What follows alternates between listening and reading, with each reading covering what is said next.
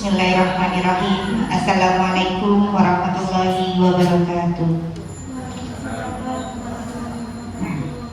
Alhamdulillahirabbil alamin. Assalatu wassalamu ala asrofil anbiya'i wal mursalin. Alhamdulillahirabbil alamin. Yang terhormat Bapak Kepala BTS Negeri 12 Gresik, Bapak Komarudin SPD, Ibu Yeni Desi Satyana SPD, dan juga yang terhormat Bapak dan Ibu guru serta staf BTS Negeri 12 Gresik. Pada hari ini kita diberikan kesempatan untuk bertemu dalam pertemuan hari ini dalam rangka diskusi berbagi praktik baik terkait budaya positif oleh calon guru penggerak, yaitu Ibu RA Yeni Desi Satyana SPD. Baiklah,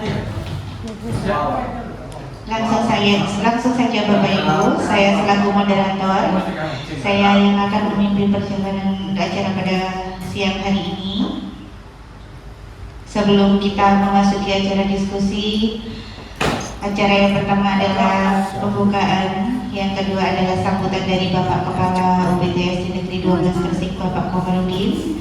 Yang ketiga dilanjutkan oleh Ibu RA Yeni Desi Satyana SPD terkait diskusi berbagi praktik baik terkait budaya positif oleh calon guru penggerak.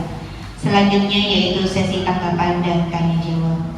Kepada Bapak Komarudin, waktu dan tempat.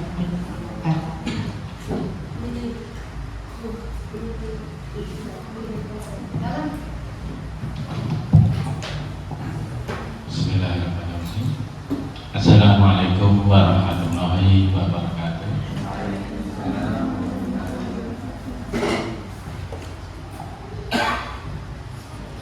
Alhamdulillah, alhamdulillahirabbil alamin. Wassalatu wassalamu ala asrofil anbiya'i wal mursalin sayyidina wa maulana Muhammadin wa ala alihi wa sahbihi ajma'in, amma ba'du. Yang saya hormati Bapak Ibu guru, staf, kemudian penjaga sekolah.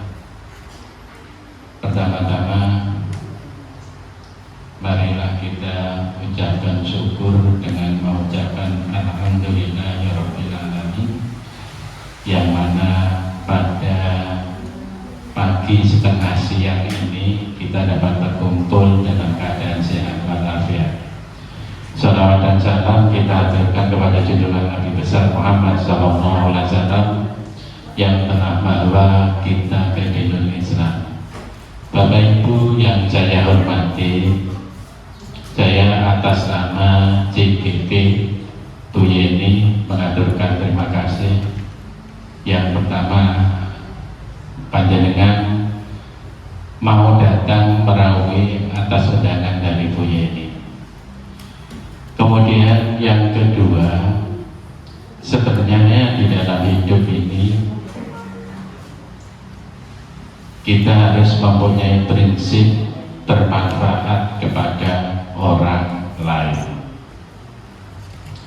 Di antaranya dengan apa? Ya seperti ini, memberikan apa yang kita tahu kepada panjenengan. Yang sudah tahu bagaimana, apakah kita menolak? Tidak. Barangkali kita pas lupa dan sebagainya, monggo. Ini kan ilmu, sehingga apa yang disampaikan teman kita itu bermanfaat kepada kita, kemudian kita tularkan kepada orang lain. Nah, ini yang saya maksudkan bermanfaat bagi orang lain. Kemudian yang kedua, saya mengharapkan kepada teman-teman wabil khusus UPT 12 Gresik ini, untuk angkatan berikutnya mudah-mudahan ada yang muncul kembali di JKP ini. Mengapa? Ya mau nggak mau, ya repot nggak repot, kalau dipikir ya memang repot, tetapi manfaatnya sangat besar sekali. dengan kita ikut calon guru penggerak ke depan, panjenengan dijanjikan. Saya pernah ikut bimbingan di situ. Yang pertama bisa menjadi kepala sekolah. Yang kedua bisa menjadi pengawas. Di luar dari itu, apa yang perlu kita dapat yaitu ilmu yang bermanfaat untuk mengembangkan kita sendiri dan untuk mengembangkan kemampuan kita. Ini yang perlu kita sikapi. Mudah-mudahan teman-teman terbuka untuk mengikuti CGT ini, sehingga dari tahun ke tahun di lembaga kita itu terus tumbuh calon guru penggerak. Mungkin itu yang bisa saya sampaikan. Kemudian selamat mengikuti, kemudian biar diterangkan Bu Yeni, kemudian mudah-mudahan yang terakhir ada manfaat dan gunanya. Terima kasih segala perhatiannya. Mohon maaf. Saya akhiri. Wassalamualaikum warahmatullahi wabarakatuh. Demikian sambutan dari Bapak Kepala UPTSD 12 Gresik, Bapak Komarudin. Kami aturkan banyak terima kasih. Selanjutnya adalah pemaparan dan juga diskusi berbagi praktik baik terkait budaya positif oleh calon guru penggerak Ibu R.A. Yeni Desi Satyana SPD. Waktu dan tempat kami persilahkan.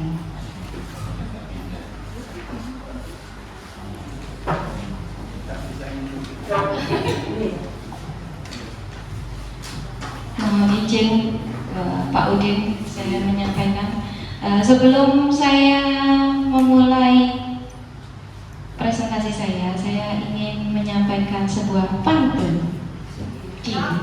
Oh belum.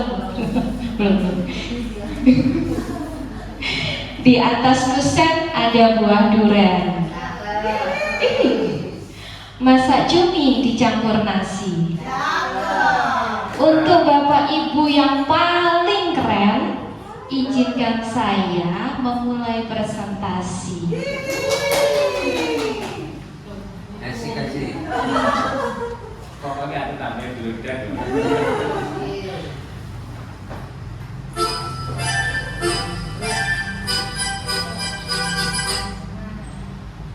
Sebelum saya memulai presentasi ini, pembukaannya kita memulai presentasi diskusi ini, sebaiknya Bapak Ibu ice breaking dulu karena tadi kan sudah agak ngantuk. Monggo Bapak Ibu bisa berdiri.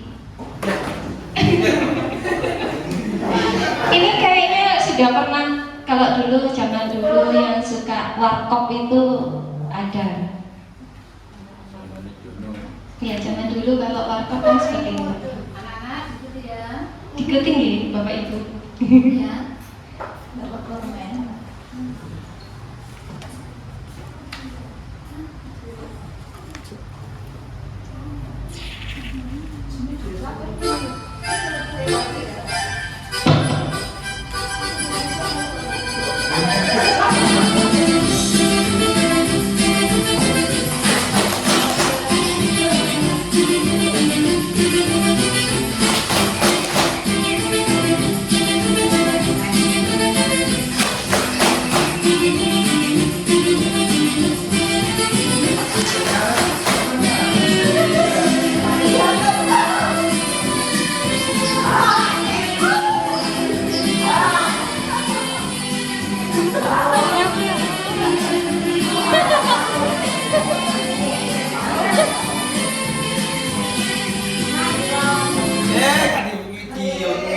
Terima kasih Bapak Ibu. Silakan duduk kembali. Oh sebenarnya dari sini ya.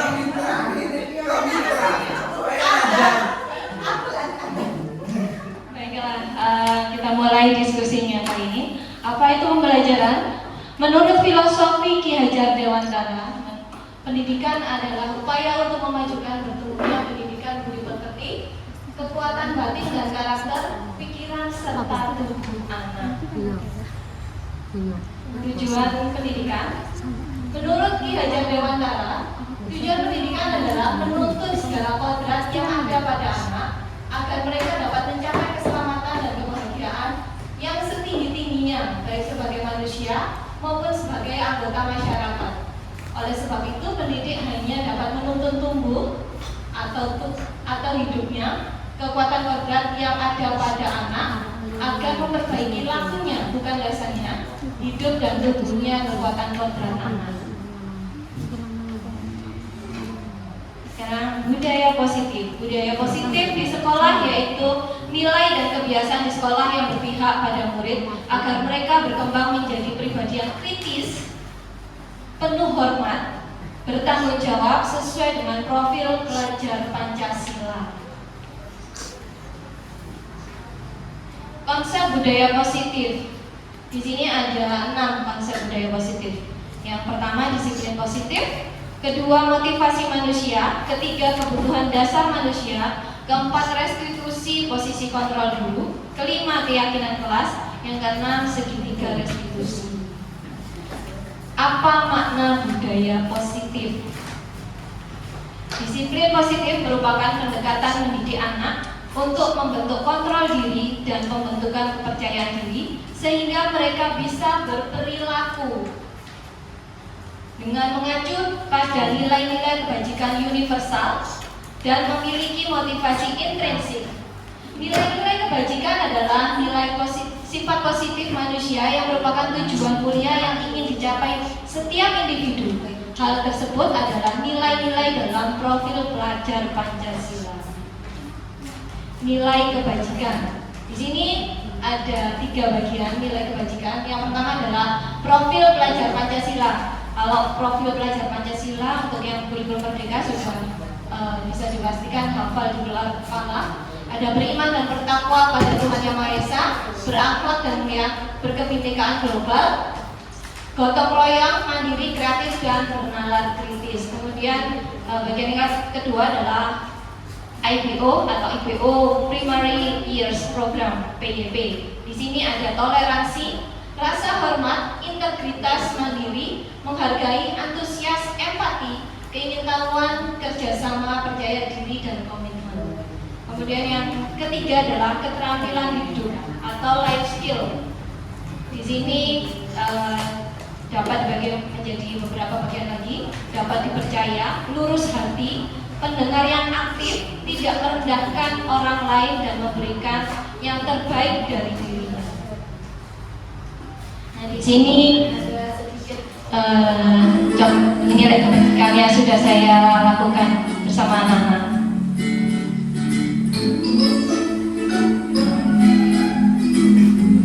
Di sini bermain puzzle secara bersama-sama.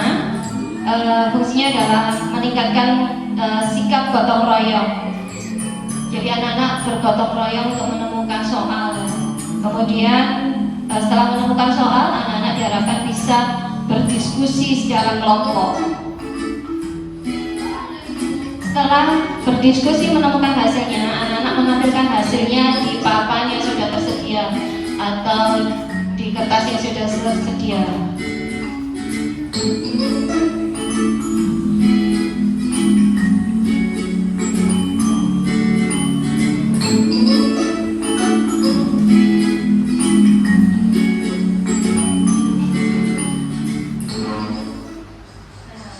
Tidak bosan, seperti biasa saya melakukan ice breaking. Jadi anak-anak telah melakukan kegiatan tersebut, anak-anak jadi tidak merasa bosan untuk pembelajaran terus-menerus.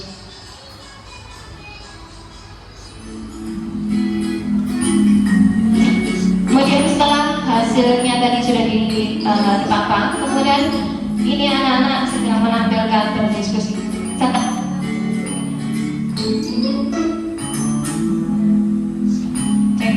Kemudian ini adalah refleksi dari siswa kami. Saya, siswa kelas 4A UPT SD 12 DC. Perasaan saya setelah pembelajaran matematika kali ini sangat senang karena belajar matematika bisa sampai telah diajarkan pentingnya kerjasama, diskusi, mandiri mengerjakan tugas. Bye-bye.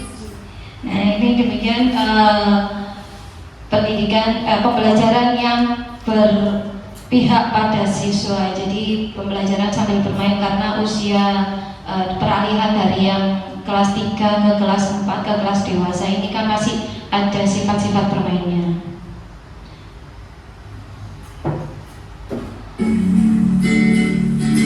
Selanjutnya adalah menumbuhkan karakter religius, bisa berupa berdoa. Ini sudah dipastikan Bapak Ibu guru sudah terbiasa melaksanakan ini. Sebelum pembelajaran sudah dipastikan berdoa terlebih dahulu.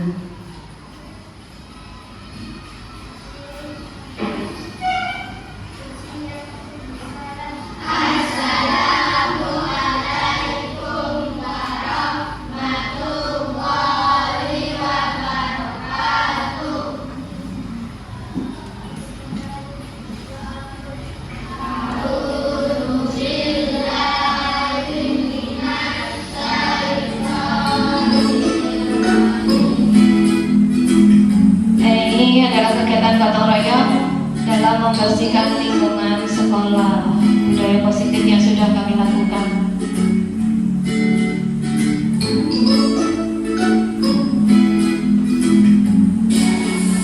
Termasuk membersihkan selokannya ke depan karena sering butuh, jadi anak-anak berinisiatif sendiri untuk membersihkan.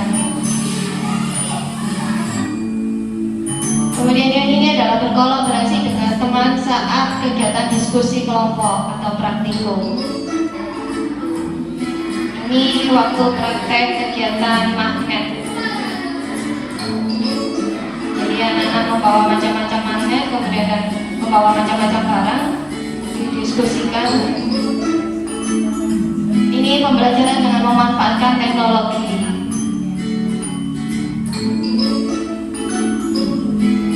Nah, ini kalau anak-anak sudah bermain teknologi, sudah lupa waktunya. Biasanya ini anak-anak malah meminta lagi untuk segera bermain kembali.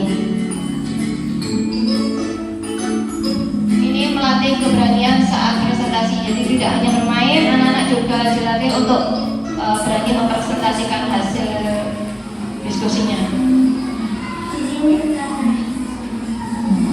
Ini ada lapangan, ini ada kelas 4, ini ada kebun, ini ada Menumbuhkan kreativitas murid dalam kegiatan pembelajaran. Nah, di sini saya membebaskan anak-anak untuk membuat iklan secara kreatif. Saya beri kesempatan anak-anak untuk berkreatif seluas-luasnya.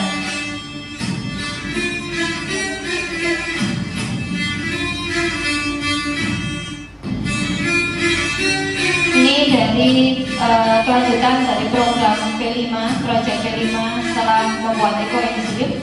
Anak-anak diajarkan untuk kewirausahaan, termasuk membuat iklan.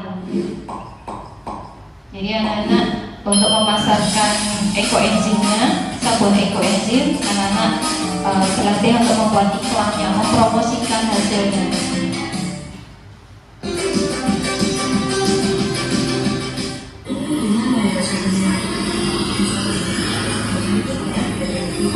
Ini anak-anak mencari sendiri sumber-sumbernya, bagaimana ngedit sendiri, ngevideo sendiri, jadi janjian sendiri.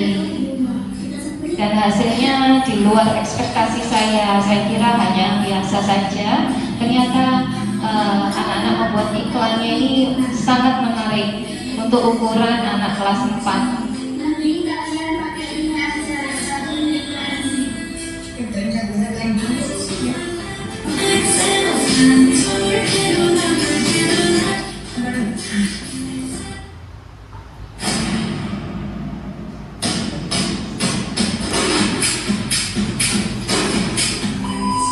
Bapak mengaplikasikan undangan hanya membahas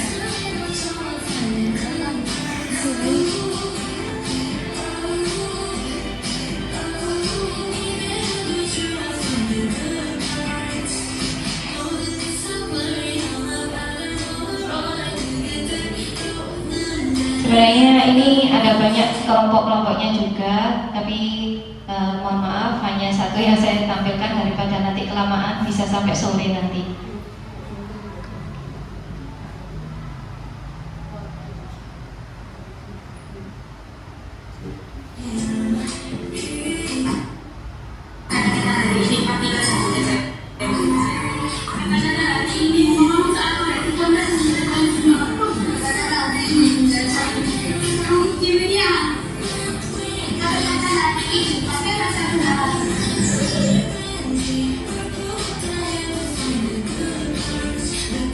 Tugas ini anak-anak upload di sosial media mereka sendiri. Jadi anak-anak uploadnya di Instagram, di TikTok, juga WhatsApp-nya.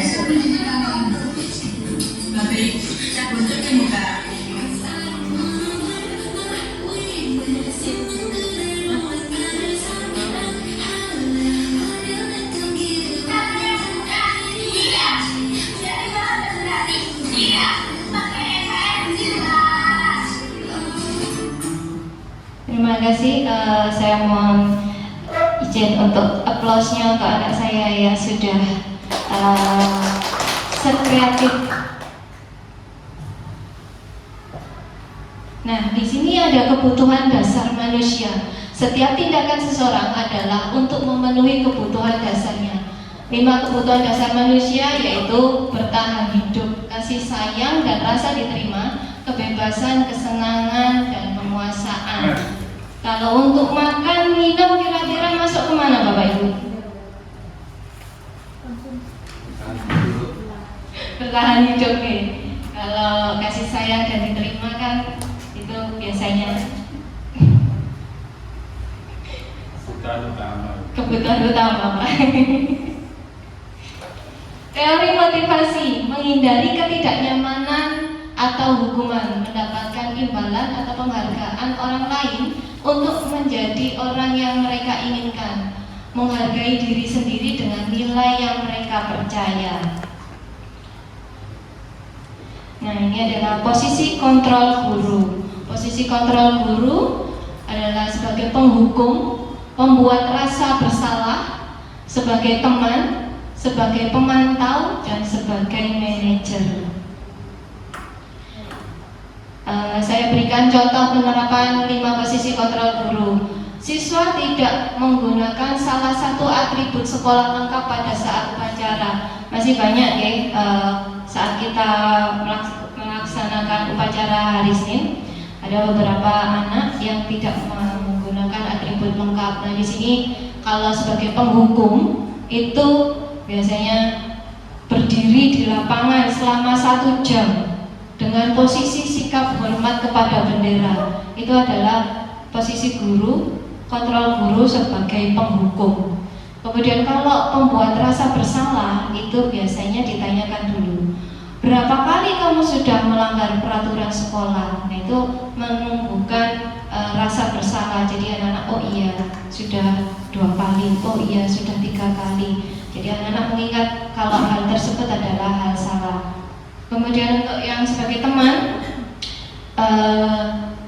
biasanya bahasanya adalah ayolah bantu Bapak Ibu guru untuk menerapkan peraturan sekolah. Jadi kita sedikit lebih landai lagi bahasanya, meminta bantuan kepada siswa untuk menerapkan peraturan sekolah. Dan untuk pemantau, biasanya bahasanya adalah kamu sudah melanggar peraturan sekolah, kamu tahu konsekuensinya. Setelah upacara, kamu beli atributnya dan jangan diulangi lagi. Itu adalah sebagai pemantau.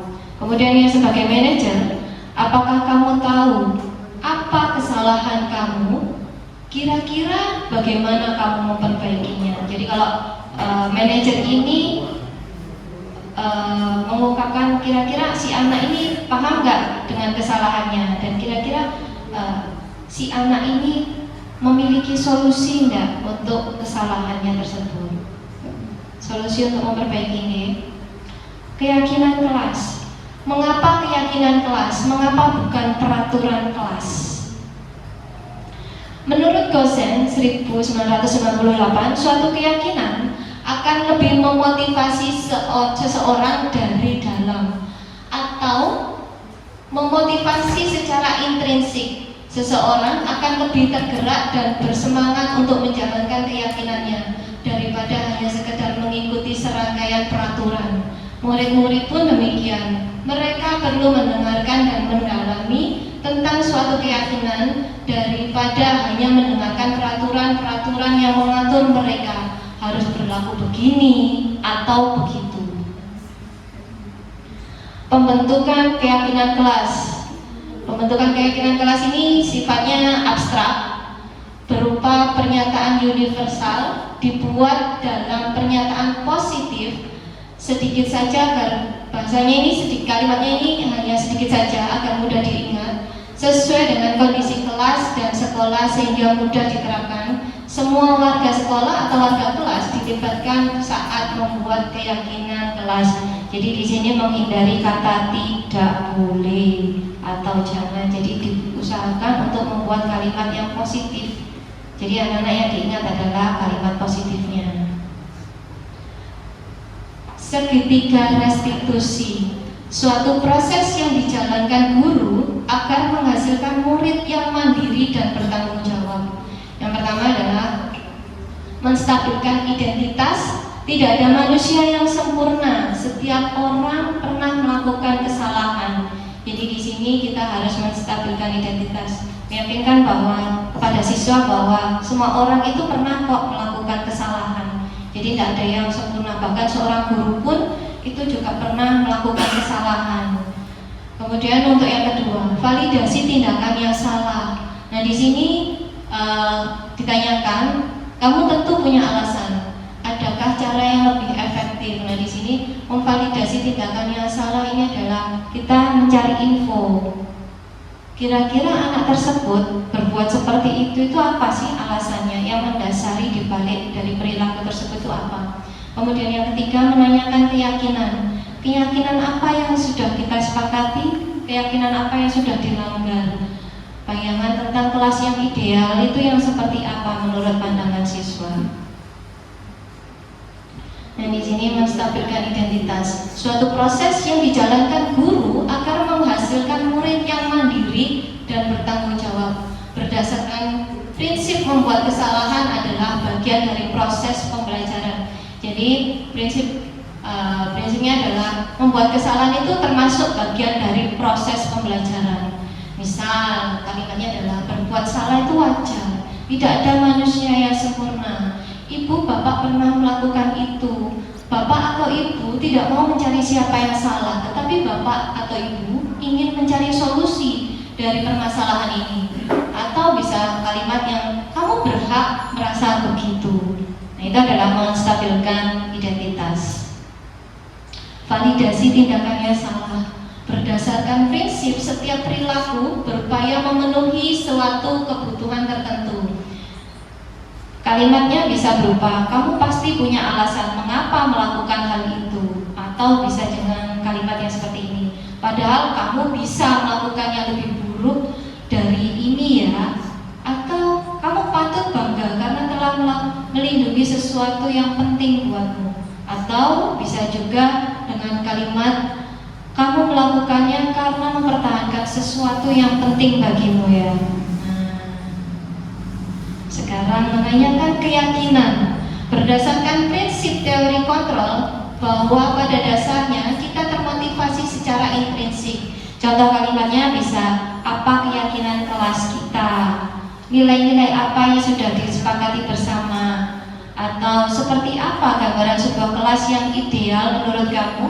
Atau kamu ingin menjadi orang yang seperti apa sih? Nah, itu adalah menanyakan keyakinan. Di sini saya mencoba untuk melakukan praktek segitiga restitusi.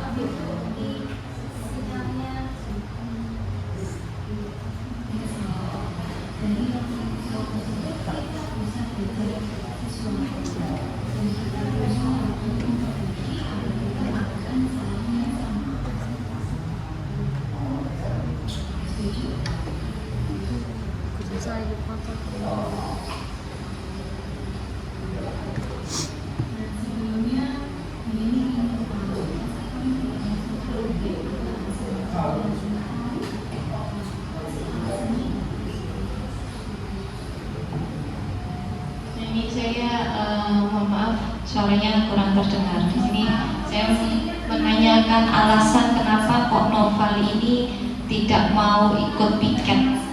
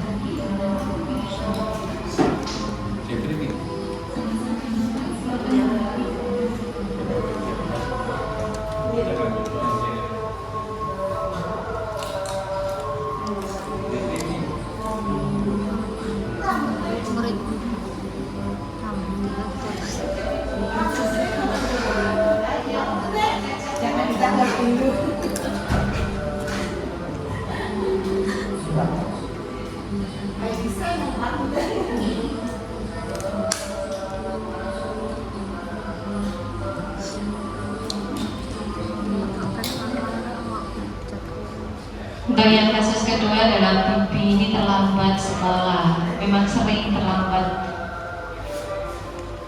Jadi saya mengambil kasusnya seperti ini.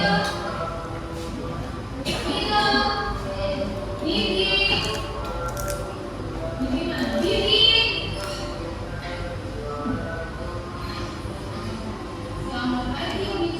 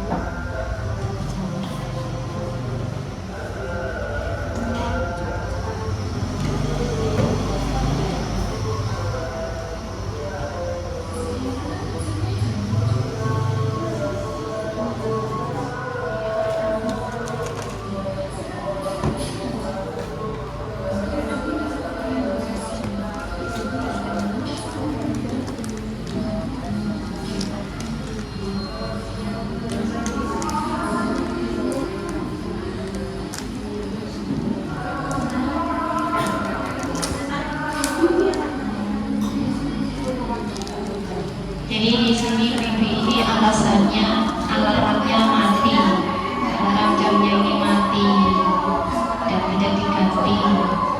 Makanya dia bangunnya kesiangan, akhirnya terlambat untuk ke sekolah. Baik Pak, menurut kamu keyakinan kelas mana yang perlu kamu jaga? Setuju sekali Bibi. Jadi apakah Bibi meyakini bahwa keyakinan kelas tersebut? Jadi apakah Bibi bersedia memperbaiki masalah keterlambatan ini? Bagaimana masalah keterlambatan ini?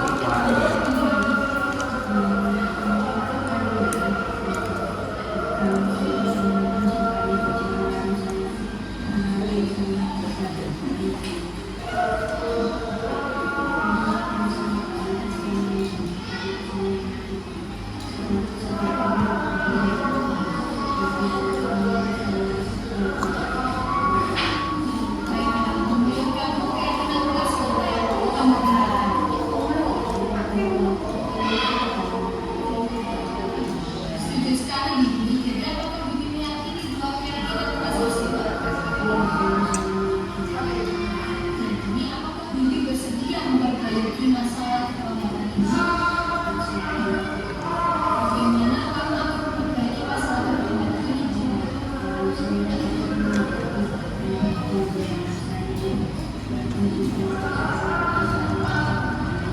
Baik, Bibi bisa mengganti baterai jam tangan sendiri atau butuh bantuan orang tua.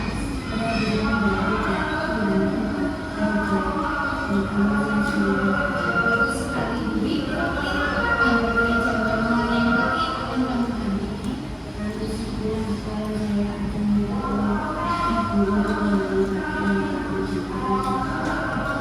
Jadi nanti setelah sekolah, setelah baterai jam diganti, jam tangan Bibi bisa menyala dan baterainya bisa diganti untuk menemukan Bibi besok.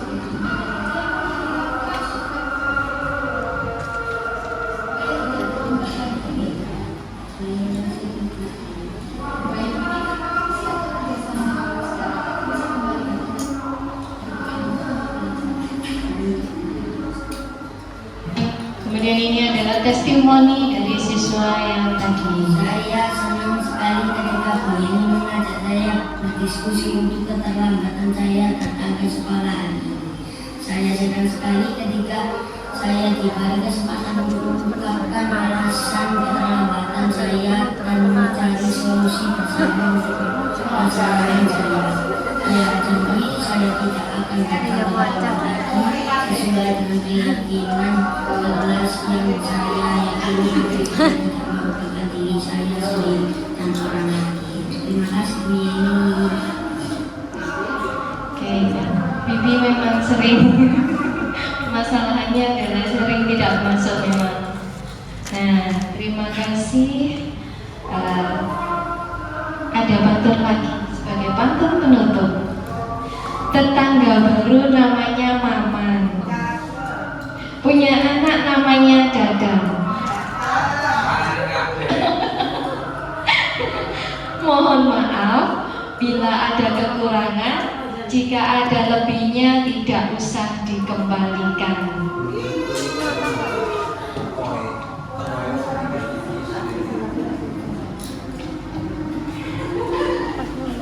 Demikian presentasi dari saya. Wassalamualaikum warahmatullahi wabarakatuh. Tidak mau kembali lagi. Baik, itulah pemaparan yang disampaikan oleh calon guru penggerak Ibu R. Ayeni Desi Sagiana. Untuk sesi selanjutnya adalah sesi tanggapan dan sesi tanya jawab. Sebelum itu, saya akan buka sesi tanggapan kepada Bapak dan Ibu guru sekalian bagi yang ingin memberikan tanggapan akan program yang disampaikan oleh Bu Yeni pada hari ini. Kepada Bapak dan Ibu guru, kami persilahkan. Baik, Bu Erna. Ya, tanggapan yang pertama akan disampaikan oleh Ibu Erna Ahmad. Waktu dan tempat kami sampaikan.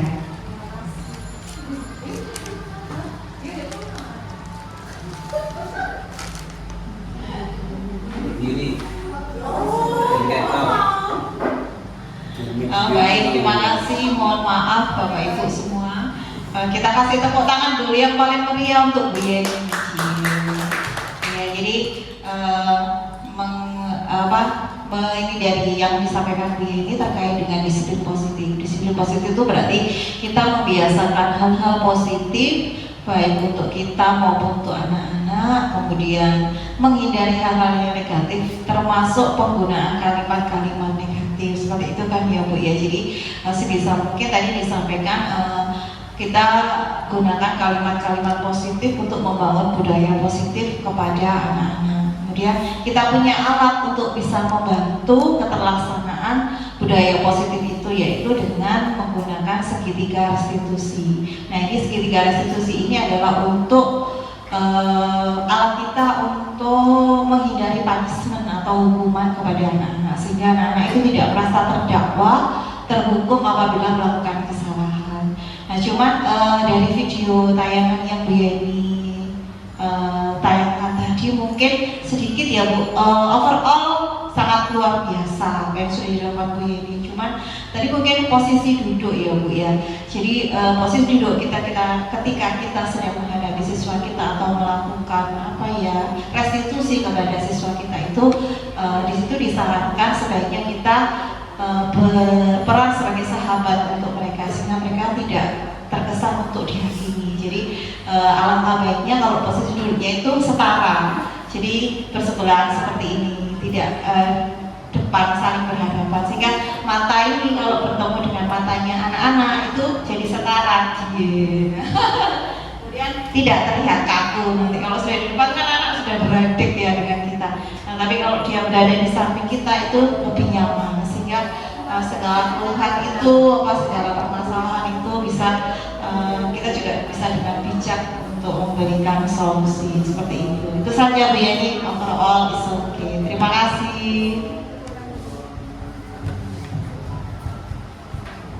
Baik, kita beri tepuk tangan dulu kepada Ibu Erna Ahmad yang telah memberikan tanggapan. Oke, selanjutnya mungkin Bapak dan Ibu yang lainnya ingin memberikan tanggapan terkait dari program Bu Yeni. Cukup Bu Yeni? Saya lanjutkan ya. Nah, untuk sesi selanjutnya yaitu sesi tanya jawab. Bapak dan Ibu dipersilahkan dan diperkenankan untuk menanyakan apa yang ingin ditanyakan. Maaf Bapak Ibu, ada azan ya?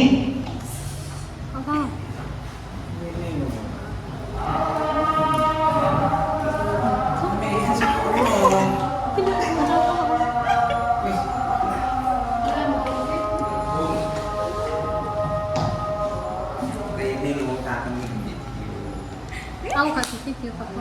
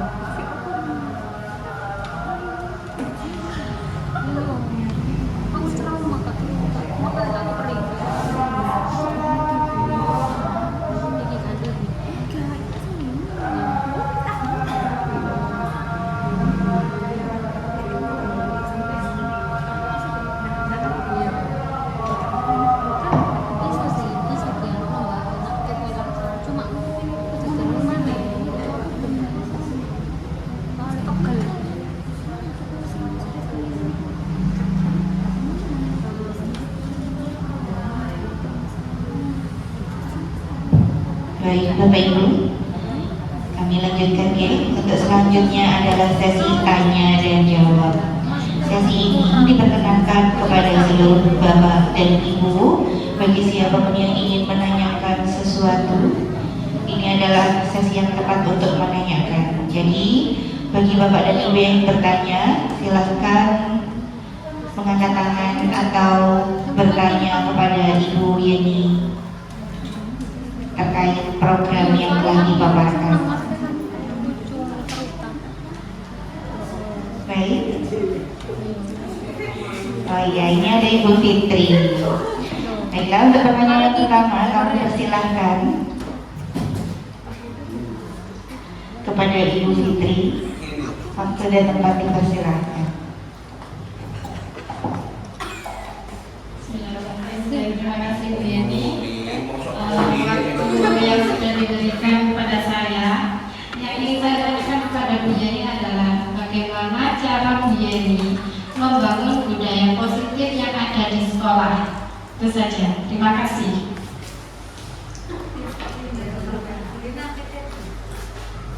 Baik, terima kasih Ibu Fitri atas pertanyaannya. Ibu Yeni, bagaimana ini? Apakah langsung dijawab atau kita menampung beberapa pertanyaan terlebih dahulu? Langsung, baiklah. Untuk pertanyaan yang pertama adalah pertanyaan yang diajukan oleh Ibu Fitri yang menanyakan bagaimana cara Ibu Yeni membangun budaya positif yang ada di sekolah. Bisa dilanjutkan Yeni?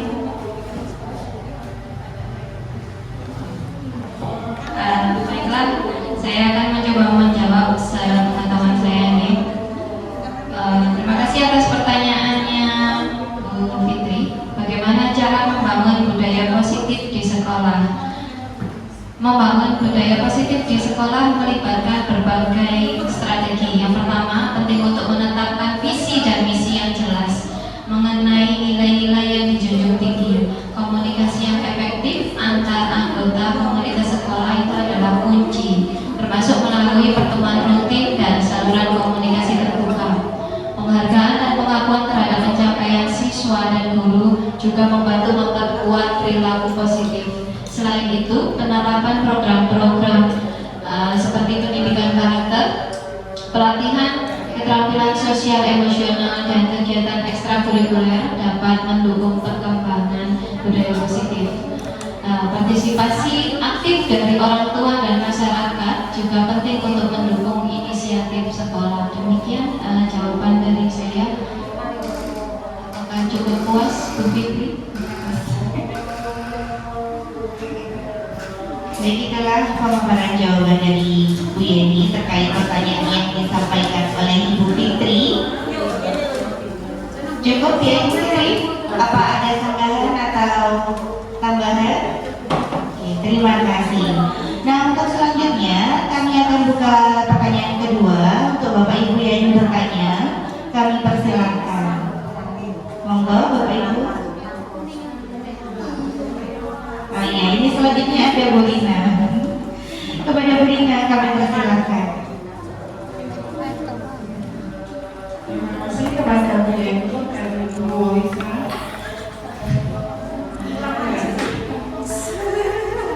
Tadi sudah dijelaskan kan bagaimana cara menciptakan budaya positif di sekolah. Di situ saat Bu Yeni sudah menjelaskan dari awal sampai akhir tadi, saya menjadi mendapatkan ilmu baru, ya, wawasan baru, sehingga saya juga rasanya ingin menciptakan hal yang seperti itu yang sama. Tapi dalam menciptakan budaya positif tersebut, apakah ada tantangannya? Jadi tantangannya mungkin yang akan kita hadapi dalam menciptakan budaya positif di sekolah. Izin itu berarti izin keramaian.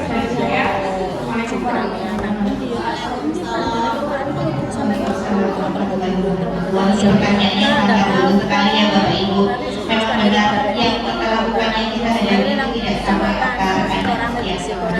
Nah, jadi pertanyaan yang ingin ditanya oleh Bu Rina ini terkait cara implementasi budaya positif ini, apa saja tantangan yang dihadapi oleh Ibu Yeni ketika mengimplementasikan budaya positif di sekolah.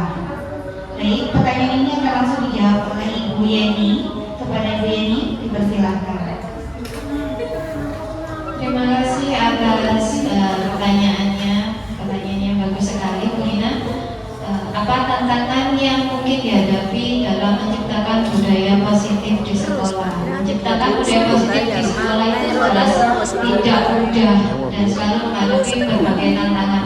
Salah satu tantangan utamanya adalah perbedaan latar belakang dan nilai-nilai dari setiap anggota yang beragam. Selain itu, perubahan budaya memerlukan waktu dan komitmen yang konsisten dari seluruh pihak yang bisa jadi sulit di tengah-tengah tekanan akademik dan administratif. Demikian jawaban dari saya. Ini oh, saya ngomong senang di Smora. Baik, itulah jawabannya yang dibawakan oleh Ibu Yeni. Bagaimana Ibu Rina? Apakah sudah menjawab rasa penasaran dari Ibu Rina terkait tantangan-tantangan yang dihadapi? Alhamdulillahirrahmanirrahim. Untuk selanjutnya adalah sesi ketiga, pertanyaan yang bisa disampaikan oleh audiens. Mungkin Bapak dan Ibu sekalian ada yang ingin bertanya kembali sebagai pertanyaan ketiga. Waktu dan tempat kami persilakan.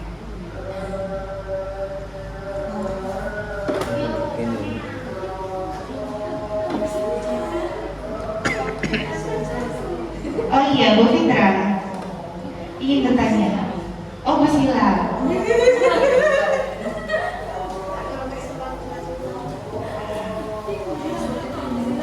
Bagaimana namanya, Bu? Oke, untuk Bu Sila, ini adalah pertanyaan yang ketiga Ibu ini. Kepada beliau kami persilahkan.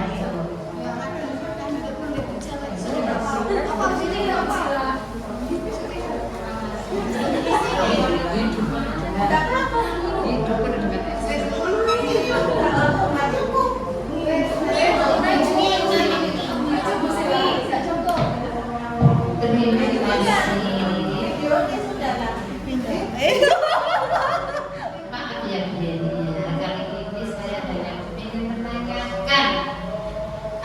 Barangkali dijelaskan sedikit apa perbedaan peraturan kelas dengan keyakinan kelas.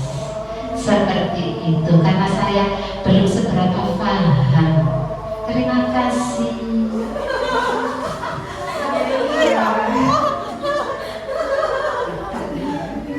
Untuk pertanyaan yang ketiga ada Bu Sila yang menekan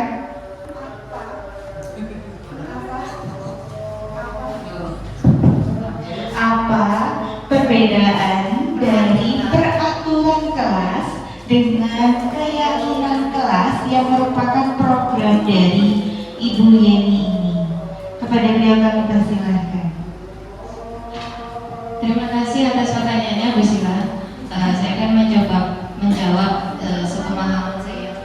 Peraturan kelas itu biasanya terbit tanpa persetujuan pihak objek. Jadi sudah ada yang harus melaksanakan, itu harus dilaksanakan peraturan kelas. Jadi tanpa persetujuan anak pun sudah ada. Misal tidak boleh ramai, itu kan sudah menjadi peraturan kelas. Terus tidak boleh memakai baju yang tidak sesuai dengan jadwalnya, atau tidak boleh berambut panjang. Itu adalah peraturan kelas.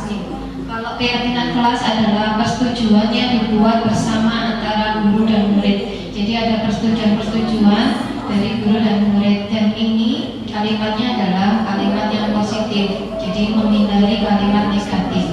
Demikian perbedaan dari keyakinan kelas dan peraturan kelas.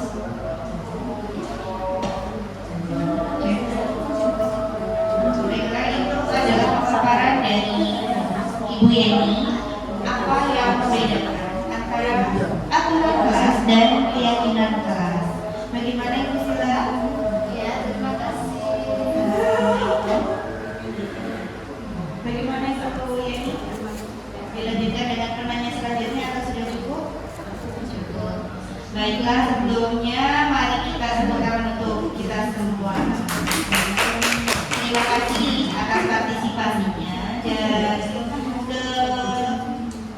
kontribusinya dalam memberikan tanggapan dan juga pertanyaan yang telah disampaikan. Untuk selanjutnya adalah penutup. Saya kira untuk hari ini pertemuannya sudah selesai sampai di sini dengan kesimpulan bahwa pertemuan hari ini adalah sosialisasi program dari calon guru penggerak, yaitu Ibu R. Ayani Desi Sabiana, yaitu budaya positif yang terdiri dari 3, yaitu nilai-nilai kebajikan, yang kedua keyakinan kelas, dan yang ketiga adalah segitiga restitusi. Sosialisasi ini merupakan perubahan apa yang akan dibawa ketika sudah menjadi guru penggerak di sekolah kita. Baik itulah Bapak Ibu pemaparan dari Ibu Yeni dan juga jawaban dari pertanyaan-pertanyaan yang disampaikan oleh Bapak Ibu. Demikian pertemuan pada pagi siang hari ini. Saya selaku moderator, saya undur diri. Saya mohon maaf apabila ada salah kata. Mohon maaf yang sebesar-besarnya. Wassalamualaikum warahmatullahi wabarakatuh.